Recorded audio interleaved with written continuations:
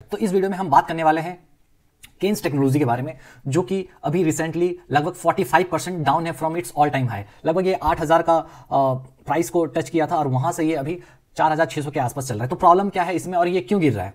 अगर आप देखेंगे केन्स टेक्नोलॉजी जो है एक ईएमएस कंपनी है। ईएमएस मतलब होता है इलेक्ट्रॉनिक्स मैन्युफैक्चरिंग कंपनी। ये क्या करती है? दूसरों के लिए प्रोडक्ट बनाती है, राइट। तो प्रोडक्ट का डिजाइन से लेके पूरा end to end solutions provide करती है। और ये जो केन्स टेक्नोलॉजी था इसका कहीं ना कहीं सेमीकंडक्टर से भी इसका बिजनेस था, और जो एआई जो है एआई पे भी इसका ज्यादा डिपेंडेंसी था, राइट। तो कहने का ये मतलब है केन्स टेक्नोलॉजी का गिरने का जो मेन रीजन है वो ये है कि पहला बात, इनका जो बिजनेस मॉडल है वो कहीं ना कहीं एआई डिपेंडेंट है। ओके, तो अभी जो न्यूज आ रहा है कि चैट जीपीटी को बहुत बड़ा थ्रेट मिल रहा है, किससे? डीप सीक से। ओके, तो ये जो डीप सीक आने की वजह से चैट जीपीटी पे थ्रेट है और एनवीडिया का शेयर भी गिर रहा है। तो एनवीडिया का शेयर अगर गिरेगा तो जितने भी एआई रिलेटेड स्टॉक्स हैं वो भी गिरेंगे। तो केन्स टेक्नोलॉजी भी उनमें से एक है जिसका असर केन्स टेक्नोलॉजी पे पड़ रहा है, राइट। दूसरी बात यह है कि केन्स टेक्नोलॉजी का अगर आप ईयर ऑन ईयर रिजल्ट देखें तो 70% के हिसाब से ग्रो कर रही थी, राइट। बट अभी अगर आप देखेंगे तो ये 30% पे आ गई है, तो मतलब डिग्रोथ हो रहा है, राइट। और जब से ये डीप सीक का न्यूज आया है तो मैनेजमेंट ने FY25 के लिए अपना गाइडेंस भी कट कर दिया है। तो बोल रहे हैं कि भाई आने वाले टाइम में और भी हमारा ग्रोथ स्लो हो सकता है, ठीक है। इसके अलावा केन्स टेक्नोलॉजी में और एक प्रॉब्लम ये था कि ये इसका जो वैल्यूएशन था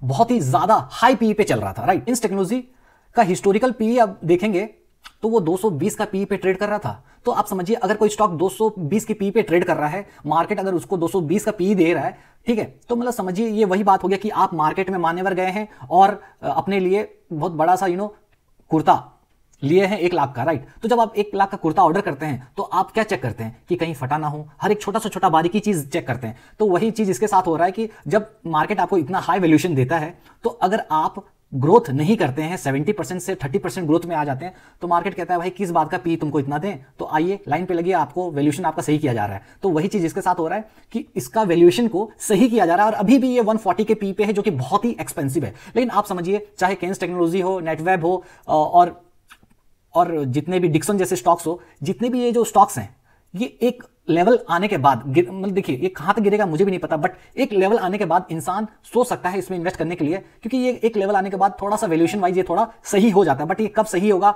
आपको पता नहीं चलेगा। लेकिन ये सभी चीज में ये दिक्कत है कि इनका वैल्यूएशन काफी ज्यादा था, 220 के पी पे ट्रेड करना, ओके, और उसके बाद प्रॉफिट बुकिंग तो होगा ही, और आपका ग्रोथ उस हिसाब से अगर नहीं होगा तो मार्केट आपको किस चीज का पी देगा, राइट। तो वही चीज केन्स के साथ हुआ है। तो केन्स टेक्नोलॉजी गिरने का मेन रीजन क्या है? सबसे पहला है आपका डीप सीक, जो कि एनवीडिया का जो चिप्स जो है उसमें उसका डिमांड कम हो जाएगा, तो इनको भी कहीं ना कहीं इंपैक्ट पड़ेगा। दूसरा चीज, इसका जो पी वैल्यूएशन जो चल रहा था बहुत ज्यादा चल रहा था, तो मार्केट बोला भाई मार्केट तो ऐसी नेगेटिव है तो इसका भी धुलाई चल रहा है, क्योंकि पी बहुत ज्यादा था, क्वार्टरली रिजल्ट खराब आ रहा है और मैनेजमेंट का गाइडेंस भी है कि हम उस तरीके से ग्रोथ नहीं कर पाएंगे FY25 के लिए, राइट। तो ये सारा रीजन है केन्स टेक्नोलॉजी में। अब यहां से क्या करना चाहिए? देखिए, अगर आप 8000 के भाव पे खरीदे हो, ठीक है, 7000 7500 का भाव पे खरीदे, तो मैं आपको क्या कहूं, आपको वैल्यूएशन चेक करना चाहिए था अभी। और मैं कुछ कह नहीं सकता, लेकिन इसके बाद और ये कहां तक गिरेगा मुझे भी नहीं मालूम, क्योंकि ये अभी भी 140 के पी पे ट्रेड कर रहा है, अभी भी बहुत ही महंगा है। और जो इन्वेस्टर इसमें फंसे हैं,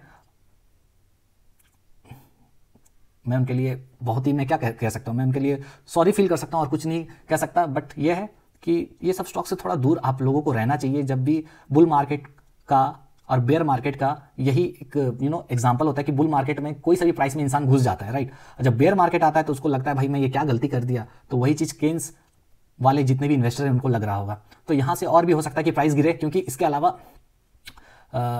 अब देखिए ये एआई का जो न्यूज़ है ये कब तक चलता है, तब तक इसमें तो प्रेशर अभी तक रहेगा ही रहेगा।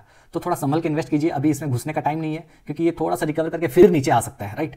तो इन सभी स्टॉक से थोड़ा सा अभी दूरी बना के रखिए, और ये रिकवरी कहाँ से करेगा आपको भी पता नहीं चलेगा, राइट। आई होप ये वीडियो आपको अच्छा लगा होगा। मिलेंगे नेक्स्ट वीडियो में, तब तक के लिए bye, take care and this is Sam signing of.